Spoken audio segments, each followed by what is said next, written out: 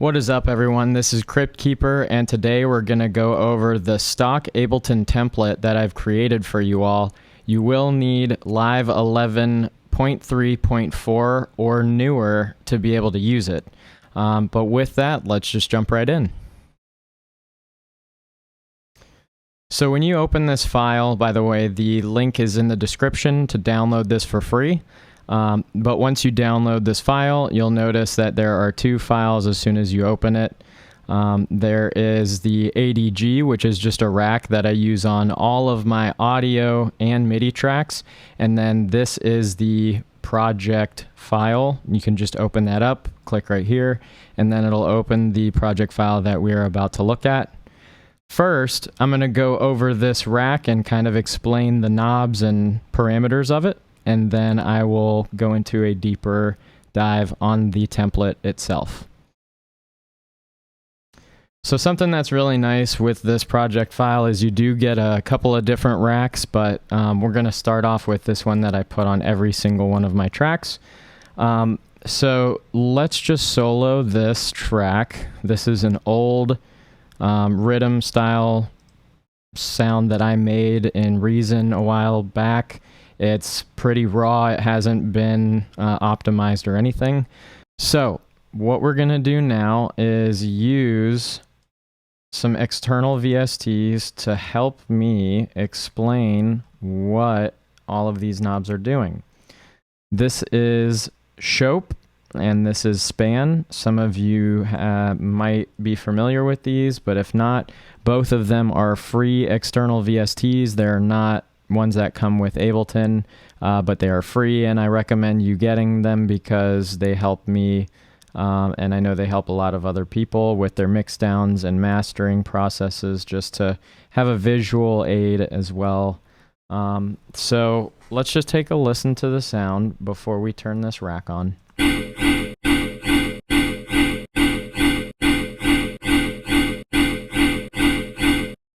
All right, so once we turn the rack on, nothing is going to happen, but once we start moving these knobs around, things will start to change. So we'll start off over here. This is the input drive knob. This will increase or decrease the volume of the input signal. Once you do start to increase it, it will also saturate it. So that is something that is good to note.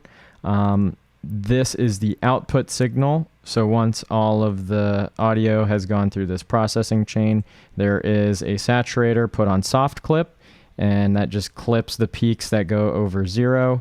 But that output is the final output of the signal. So you can see how that works. If we start to use the input drive, you can see we really just beefed it up and kind of made it more of a sausage. This stereo width is kind of like a teeter-totter or a balancing beam. So we can push the signal wider by going to the right, and we can pull it to the left to make it more mono. This will get rid of the side signals. So let me just show you.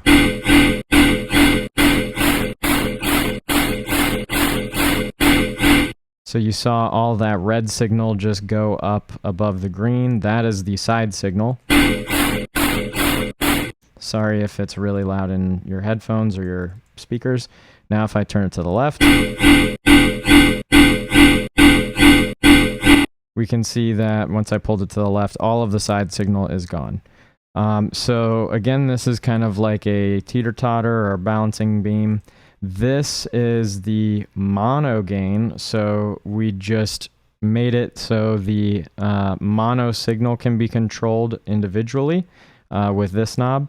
And down here, this is the side gain knob, so pretty much the same as this one. You can adjust the side volume individually, whereas with this, again, it's kind of that balancing act. You go more to the right, you're getting more of the wide signal, stereo signal, and if you go to the left, you're getting more of the mono signal.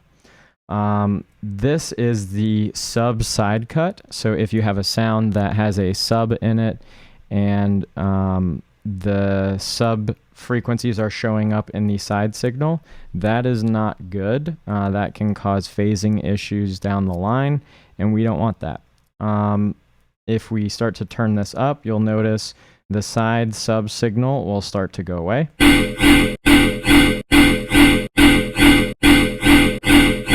And if you're wearing headphones, you'll probably hear the difference.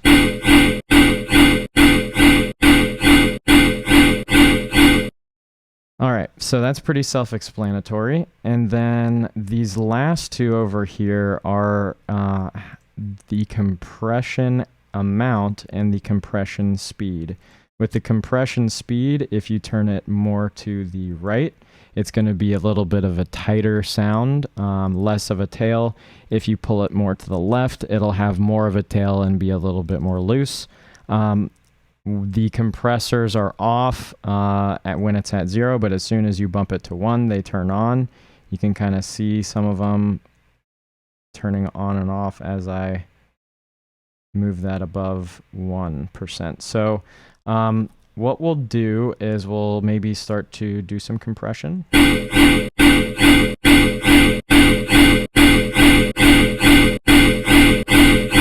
think that's pretty good right there. I'm going to make this sound a little bit tighter though. All right. That sounds pretty good to me.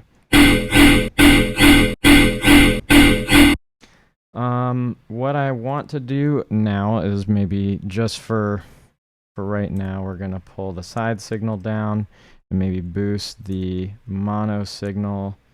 I'm going to cut the low end out because we do already have a dedicated sub. So around this 1000 hertz area, we do have a dip. So that's the mono signal. We're switching to the side signal now. I'm going to cut out some more of those sides right there. Let's grab this one, go to 900-ish, 1000, pull that down. Go back to the mids and we'll boost the same area just so it's a little bit more in phase. Okay, so we still do have a tiny bit overlapping, but that's not super important for this demonstration. So now we can turn this off and listen to the original and the post-processed. So that's the original.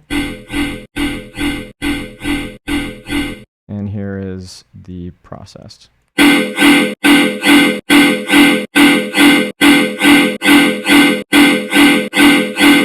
Sounds a lot more full, right? And it also sits in the stereo spectrum a little bit better. You would want to probably do a little bit more tweaking in reality, but these are just for demonstration purposes so you understand how to use this rack. I did add an EQ8 on the end in case you wanted to add a little bit more EQing, but just note that it is after the clipper, so it will cause some phasing issues. Depending on how much you do, it could be a lot, it could be a little. Sometimes it's not that big of a deal, sometimes it might be. So just when you get the chance, if you can download Shope and Span, I would download those and use them at the end of your processing chains so you can visualize what's happening throughout that audio signal. And that'll help you understand kind of what you're doing to your sound along the way. So now that I've explained that, I'm going to just start at the very top and kind of work my way down. I have this reference track, which I like to use, and I'm sure a lot of other people like to use reference tracks. They can help you understand song structure and kind of help you build your own ideas from using other people's. But basically, you can drag and drop a track into this from one of your favorite artists and then use it to help you build the arrangement of your track.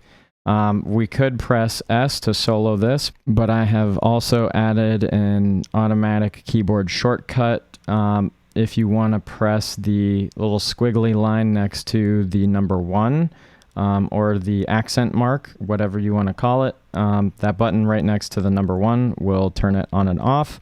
This makes it easier for when you're listening to your track and you just want to kind of click back and forth and reference between the track that you're listening to and the track that you're making. So here's just a little example. It's off. If I turn it on, I can turn it on and off pretty easily.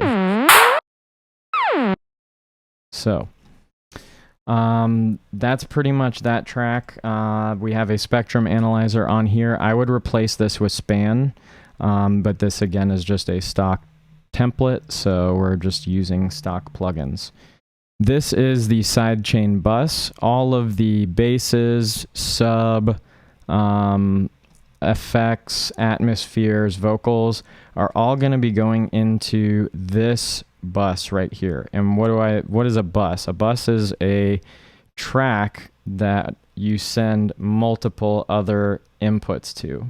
So basically, if I solo this, we won't hear any of the drums, but we'll hear the other sounds.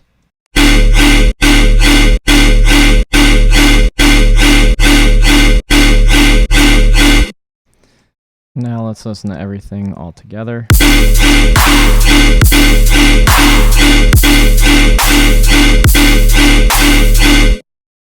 So basically, this sidechain bus, if you don't know what sidechaining is, I'm about to explain it to you. So what happens is, you have all of these sounds and they're kind of layering over each other. Well, you need to make some room for the initial hit of the kick, clap, snare, or combination of those to punch through so that they are more pronounced. So what I have here is this sidechain bus. If we press A, that'll open up the automation lanes. We can see, this is ducking right here where each of these kicks are landing. Over here, it's a little bit shorter because I don't have a kick. I just have this clap, and the same thing here. So basically, if we just listen to this again, sorry.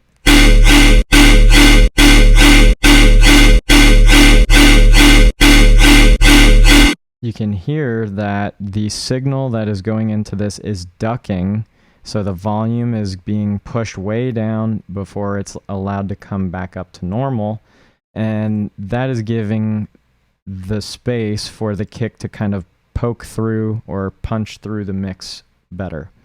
So another thing that I like to do with this, I actually use another plugin, but I'll go into that on another video. I like to use Volume Shaper or Shaper Box. But what you can do with this one is I have this audio rack here. You notice when it's all the way up, it's at 0 decibels. When it's all the way down, it's at negative infinity. So if I want to, I can grab and hold Option. I'm not sure what it is for Windows. Maybe it's Alt. But I can grab the drum sample and bring it up to the sidechain bus, and it inactivates it, but I can still kind of see the audio of that sample. That way I can manipulate this curve and how much I want this volume to sidechain. Sometimes people might just want the transient. I kind of wanted it to be a little bit of a heavier sidechain, so you can just drag that sample up there and use it as a visual aid to kind of help you nail in the curve of your volume automation for your sidechain. So yeah, that's pretty much the sidechain bus. On the drums, we don't really have anything going on too crazy. I have my kick and snap group. I call it a snap because it's like a snare and a clap. And I have this group because sometimes I like to try to saturate my kick and snare together. Kind of makes it a little bit more crispy. Not always something that I do, but it is something that can make something sound a little more crunchy if that's what you're going for. Then we have the cymbals. These basically just have the stock everything rack.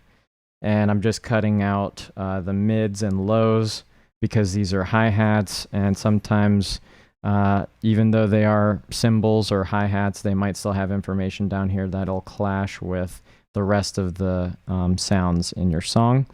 So pretty much the same thing on that one. And then we have our drop group. This drop group is going to be all of the middle to higher end sounds that are layers for your basses, either chugs, sustains, whatever they may be. Everything that's above like 150 to 200 hertz and above, that's what's going to be in this group right here. And then we have our subgroup.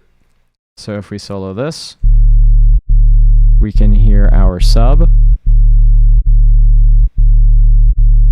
So something that's pretty cool about this is I made a rack for you guys, and I'll show you kind of what each of these knobs do.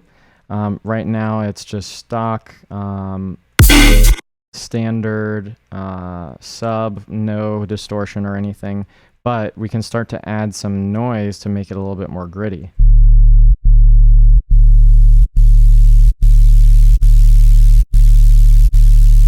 So that sounds kind of cool. We can max it all the way out. So that's the amount of noise. This is the width of the noise. So if we grab span, just so we can kind of see what we're talking about, that is the noise. And then the width. You can see we start to pull the width down, and it just becomes a little bit more of a individual peak instead of a wide amount or slope of noise. This is the frequency of the noise. So if you look in span, you can see it's starting to move down. If I push it to the right, it goes up pretty far. Turning that frequency knob again. So it's up to you to kind of nail those in to where you want them. This is a pitch envelope, or the pitch amount. So if you want your sub to pitch from like a higher note to the note that you're going for, you can turn this up. So that is the pitch amount. We can use the pitch decay. Let's do this. So when you turn this decay slope, it creates like a diagonal slope in the higher part of the pitch to the pitch of the note that you have it playing. So it starts there and diagonally goes down. If you start to pull it to the left, instead of it being a diagonal slope, it has more of a curve or a scoop shape. So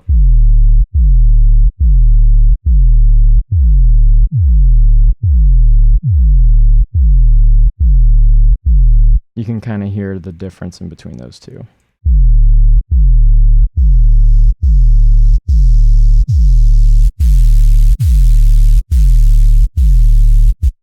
So yeah, that is pretty much all of those knobs. The only other one I didn't cover is this wave type. This just changes it from a sine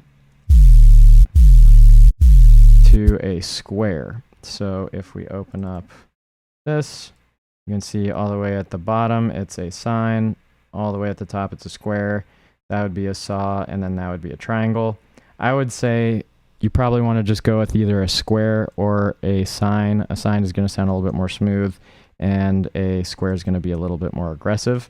You can also turn on and off the amp if you're looking for a few more harmonics.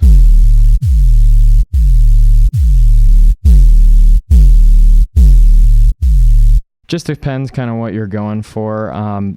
This can make your sub sound a little bit different and give it a little bit of a different texture. If that's what you want, great. If it's not, then don't use it. And then I have these other two groups, the effects group. This effects group is pretty much just for like white noise rises and falls, impacts. That's what I usually think of when I put things in my effects group. Atmospheres might be something similar to that, but usually they're more tonal. I just think, atonal in the effects group and tonal in the atmosphere group. And then we also have our vocal group or Vox group. Pretty standard. It just has an audio track with the Everything Track Stock Pro rack. And then we have our master channel. So pretty much what I like to do is not overcomplicate it. The mix down should be your main focus. If your mix down isn't good, the master isn't going to be good either. You can try to master it as much as possible, but if the mix down isn't good and you haven't made space for all of the different sounds in your track, the mastering process isn't going to be good. So realistically, I just put a clipper on mine. I know there are bigger artists out there who do the same thing, Must Die, Subtronics.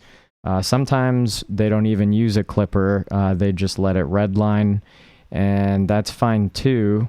You just got to make sure that when it does clip, it doesn't have that crackling, distorted sound that doesn't sound good. Unless that's what you're going for. Maybe that's your style. But I have a clipper so that it just clips off all of the signal that goes above 0. This is a utility to where I can check.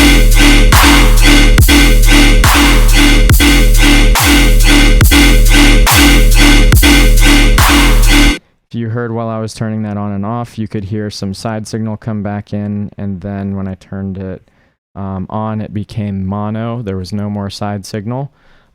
So I like to check my mixes in mono just to make sure that I didn't lose any of the elements in my track. Sometimes the post-processing that we do makes a sound really full, but it's really just adding a lot of stereo signal, and it's actually causing issues with the mono signal. So I tend to check my tracks in mono, and then if I'm like, wait, the sound is non-existent anymore, I go back in and I click on it and try to make sure, I boost the mono signal and maybe take some of that side signal back out so that it's more present. That is important because not all systems are stereo. There are some systems out there that are mono. Nowadays, things are starting to become more stereo, so it's not as big of an issue, but if you want to make sure that your tracks translate across most platforms, having a good, strong mono signal is the best way to do that. So that's what I use that for. I would recommend replacing this digital clipper with G-Clip. It is another free plugin that you can find online, and I recommend using it. This is what it looks like. So pretty self-explanatory. It does the same thing. It just trims off the signal that goes over 0. And then I would also replace this with span, so I can see what my entire track's audio spectrum looks like.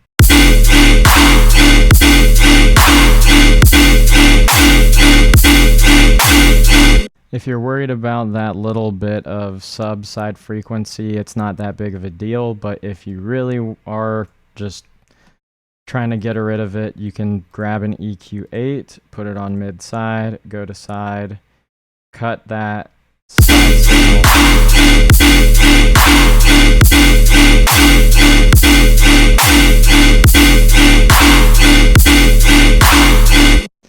And that's pretty much all you need to worry about on the master for now. So you could do the same thing with a utility and just grabbing this and bringing it up to 150. It's pretty much the same thing, just this is a little bit of a softer slope. It's pretty much like this, whereas, you know, if you're really worried about all of the side signal, you can just cut it out with the 4x slope. One thing that I forgot to mention was this pre-group or bus. If you click on the little drop down next to it, you'll realize that everything is inside of this pre-group because it is the pre-master. So this is what all of the sounds go into before they go into the master. The main thing that I use this for is for builds. I have this little rack right here that I can use to automate some of the signal that is coming in. So I am going to zoom in on this little area for the automation by holding Option and scrolling up. So now I can kind of have more room to work with. Let's say that this area that I've highlighted right here is the build. What I want to do is create one node right there, another right here, and then pull this all the way down. What will happen is as the build is building, it's going to get more narrow. The side signal is going to be pushed down a little bit, and the overall volume is going down just by 2 decibels. But the effect that this creates is making it sound more narrow, so that way as soon as this drop hits, the drop is much more impactful because it's stereo, it's 2 decibels higher, and it just hits way harder because of that. So this is another fun little trick that I like to use on my builds that helps make the drops even more impactful. But that was the last thing that I almost forgot to cover. So that is pretty much it, everyone. I hope that you've enjoyed this, and I hope that this template helps you out. Let me know if there's anything else that you're interested in learning or wanting me to cover. Please consider liking and subscribing. It helps me out a bunch, and it'll help make sure that you don't miss any of the new videos. Thanks again, and I hope to see you in the next video.